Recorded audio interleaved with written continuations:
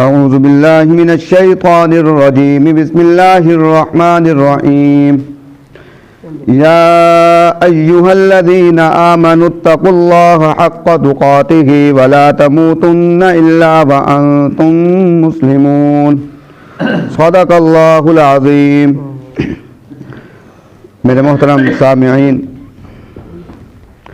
قرآن مجید کی یہ آیت میں نے آپ کے سامنے تلاوت کی ہے۔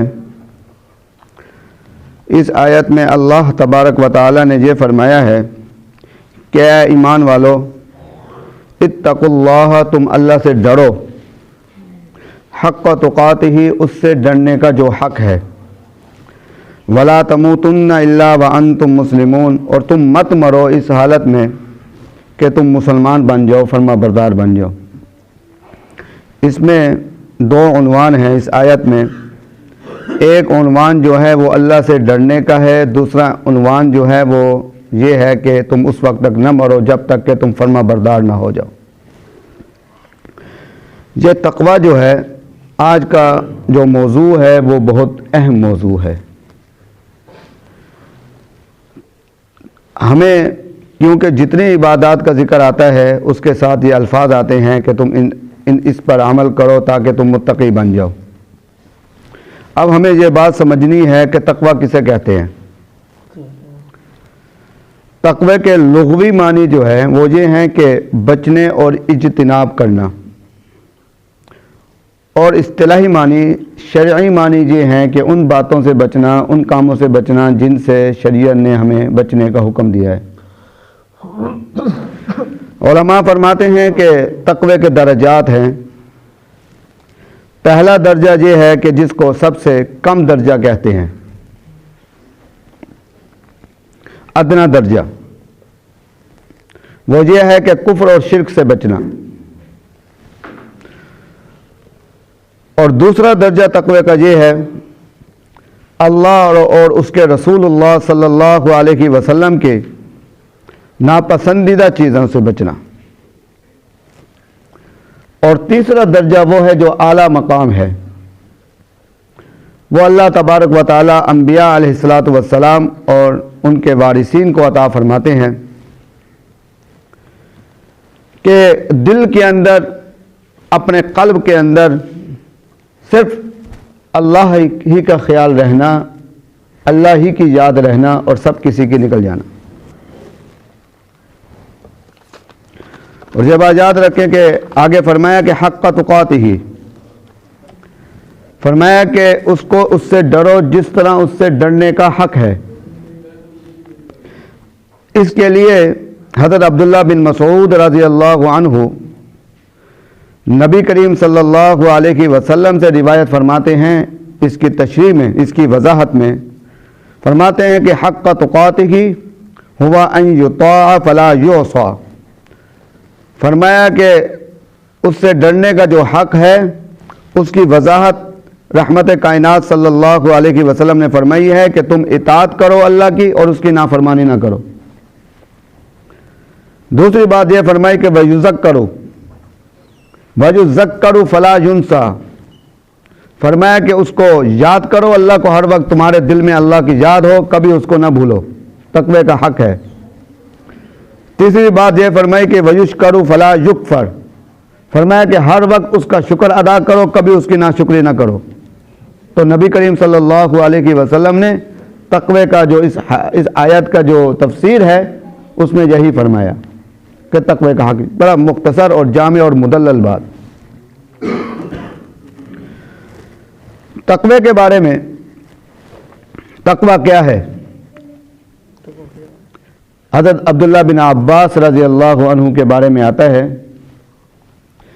کہ آپ ایک سفر پر جا رہے تھے، آپ کو بھوک لگی تو آپ نے دیکھا کہ ایک چرواہا جو ہے وہ بکریاں چرا کر جا رہا ہے، تو آپ اس کے پاس گئے اور اس سے پوچھا کہ کچھ مجھے مل سکتا ہے دودھ؟ تو اس نے کہا کہ میں مالک نہیں ہوں، تو اس وجہ سے میں آپ کو دودھ نہیں دے سکتا۔ تو آپ نے، کہا جاتا ہے کہ آپ نے اس کو آزمانے کے لیے یہ بات کہہ دی کہ مالک کہاں ہے یہاں؟ مالک کہاں ہے، میں تمہیں کچھ اجرت دے دیتا ہوں۔ تو یہ بھی تو ہو سکتا ہے کہ تم یہ بھی بھیڑیا بھی تو کھا سکتی ہے، کوئی نقصان بھی تو ہو سکتا ہے۔ آپ نے ایسے کہا اس کو آزمانے کے لیے۔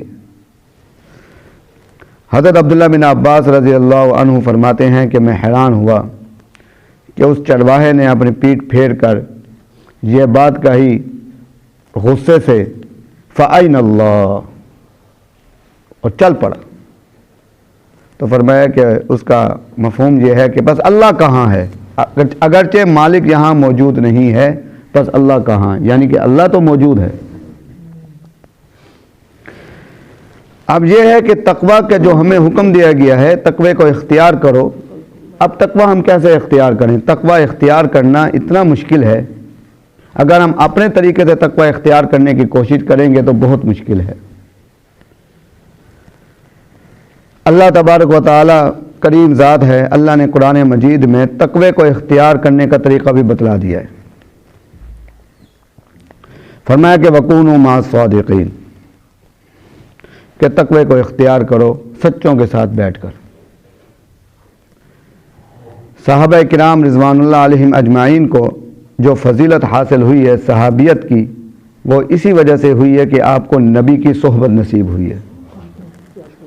ان کے جو دل بدلے ہیں نبی کی صحبت کی وجہ سے بدلے ہیں۔ ایک واقعہ میں آپ کے سامنے عرض کرتا ہوں۔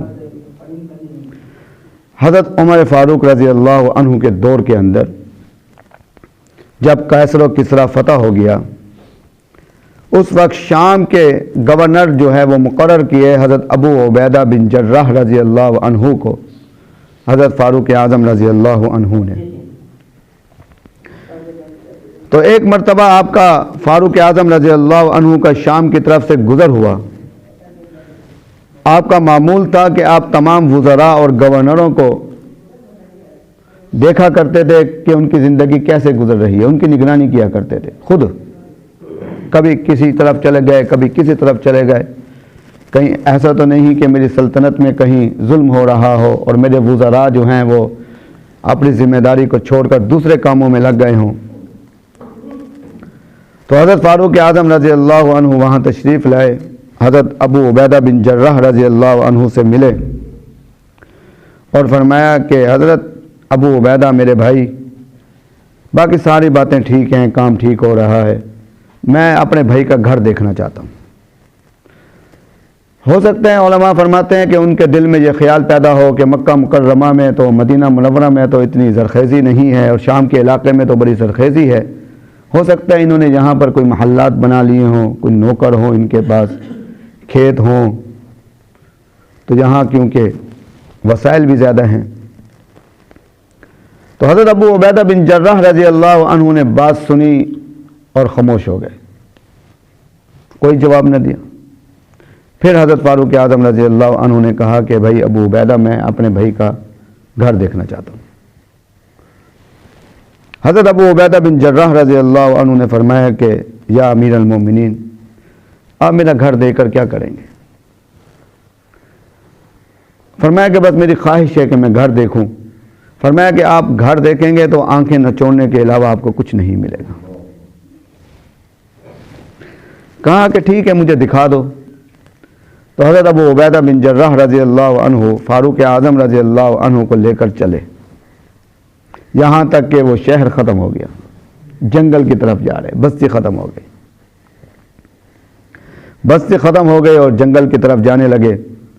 تھوڑا دور گیا، حضرت فاروق اعظم رضی اللہ عنہ نے فرمایا کہ ابو عبیدہ، میں تمہارا گھر دیکھنا چاہتا ہوں، تم مجھے جنگل میں لے کر آئے۔ فرمایا کہ حضرت بس گھر میرا یہی ہے، قریب ہے۔ تو آگے گئے تو ایک جھونپڑا سا نظر آیا، جھونپڑے نما ایک گھر تھا۔ فرمایا کہ یہی میرا گھر ہے۔ تو حضرت ابو عبیدہ بن جراح رضی اللہ عنہ حضرت فاروق اعظم رضی اللہ عنہ کو اپنے گھر میں لے گئے، جھونپڑے کے اندر۔ حضرت فاروق اعظم رضی اللہ عنہ اپنی آنکھوں سے دیکھنے لگے چیزوں کو، رہنے کے لیے کوئی چیز نہیں ہے۔ فرمایا کہ ابو عبیدہ، تمہارا سامان کہاں ہے؟ تو حضرت ابو عبیدہ جو ہے وہ رضی اللہ عنہ ایک طرف گئے، ایک پیالہ پڑا تھا وہ لے آئے، فرمایا کہ یہ میرا سامان ہے. وہ پیالے کے اندر پانی تھا اور کچھ روٹی، سوکھی روٹیوں کے ٹکڑے تھے، وہ بھگوئے ہوئے تھے. آپ نے فرمایا یہ کیا ہے؟ فرمایا کہ حضرت میں اتنا مصروف ہوتا ہوں کہ مجھے وقت نہیں ملتا. میں اتنا مصروف ہوتا ہوں کہ مجھے وقت نہیں ملتا، تو کسی عورت کے ذمہ میں کام لگا دیتا ہوں، کسی کو کہتا ہوں مجھے روٹیاں پکا کر دے دیتی ہے، تو کیونکہ وقت نہیں ملتا پھر وہ سوکھ جاتی ہے تو میں ان کو بھگو کر رکھ دیتا ہوں، یہ کھاتا ہوں. فرمایا کہ ابو عبیدہ باقی سامان کہاں ہیں؟ تو حضرت ابو عبیدہ بن جراح رضی اللہ عنہ کا یہ جواب تھا. فرمایا کہ حضرت قبر تک جانے کے لیے جتنے سامان کی ضرورت ہے وہ موجود ہے. تو حضرت فاروق اعظم رضی اللہ عنہ رونے لگے. فرمایا کہ ابو عبیدہ تم نے صحیح کہا تھا. رونے لگے. فرمایا کہ ہر کوئی بدل گیا ہے مگر ابو عبیدہ تم نہیں بدلے.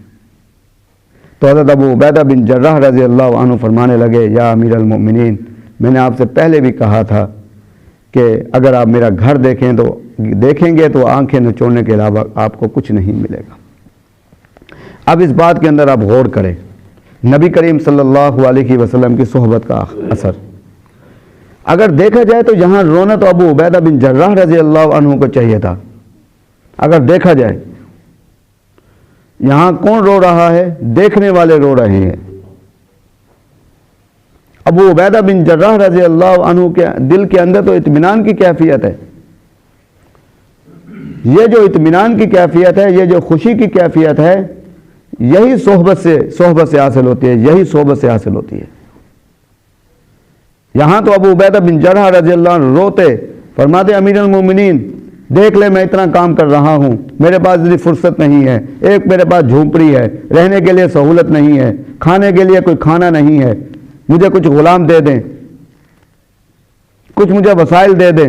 کہنا تو ان کو چاہیے تھا، مگر حضرت عمر فاروق رضی اللہ عنہ رو رہے ہیں، ابو عبیدہ بن جراح رضی اللہ عنہ مسکرا رہے ہیں. یہ صحبت کا اثر ہے. وَكُونُوا مَعَ الصَّادِقِينَ، تم نیک و سچوں کے ساتھ ہو جاؤ. اب سچوں کے ساتھ اب کہاں سچے ڈھونڈیں؟ یہ ہمیں شیطان نے بہکایا ہوا ہے کہ سچے کہاں ڈھونڈیں. بھائی سچے موجود ہیں. مفتی اعظم حضرت مفتی شفیع صاحب رحمۃ اللہ علیہ فرمایا کرتے تھے، انہوں نے اپنے بیٹے کو خط لکھا، اپنے بیٹے زکی کیفی رحمۃ اللہ علیہ کو، کہ بیٹا جب مولانا اشرف علی تھانوی رحمۃ اللہ علیہ حیات تھے اس وقت تم اور میں ان کی صحبت میں بیٹھا کرتے تھے. اب تم کیونکہ لاہور چلے گئے ہو، تم نے اپنا کاروبار شروع کر دیا ہے، بیٹا یاد رکھو کہ نیک لوگوں کی صحبت کو نہ چھوڑنا. حضرت زکی کیفی رحمۃ اللہ علیہ نے دوبارہ خط لکھا.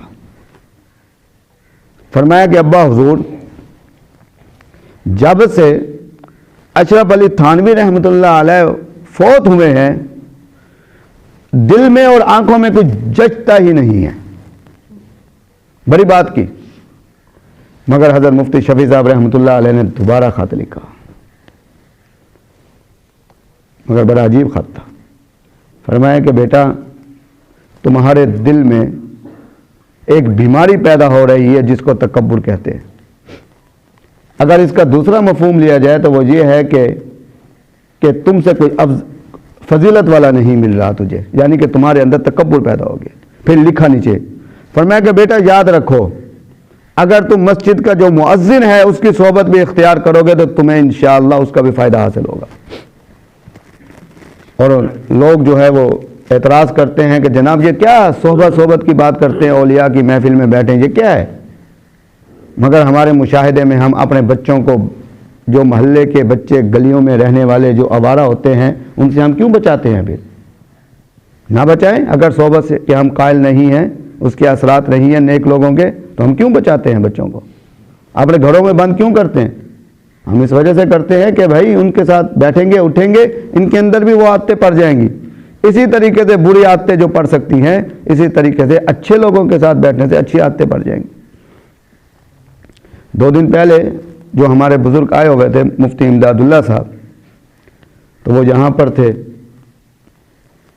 حضرت مولانا عزیز الرحمان ہزاروی رحمۃ اللہ علیہ کے خلیفہ مجاز تھے، مجاز ہیں، اور بہت بڑے مجاہد ہیں، بہت بڑے مجاہد ہیں۔ مجاہد کے اندر انہوں نے بہت وقت لگایا ہے، جو ہم 2 دن ان سے ہم مستفید ہوئے ہیں۔ انہوں نے کہا کہ میں نے کچھ علماء کو ملنا ہے، تو ہم مولانا زکریہ کاندولی رحمۃ اللہ علیہ کے جو خلیفہ مجاز سے حضرت مولانا صوفی محمد اقبال صاحب رحمۃ اللہ علیہ، اور ان کے خلیفہ مجاز ہیں صوفی اسلم صاحب جو نقشبند کالونی میں رہتے ہیں، ہم ان کے پاس گئے۔ ان کے پاس جا کر ہم بیٹھے، انہوں نے ہمیں حضرت مولانا زکریہ کاندولی رحمۃ اللہ علیہ کے حوالے سے حضرت صوفی اقبال صاحب کے حال احوال سنائے۔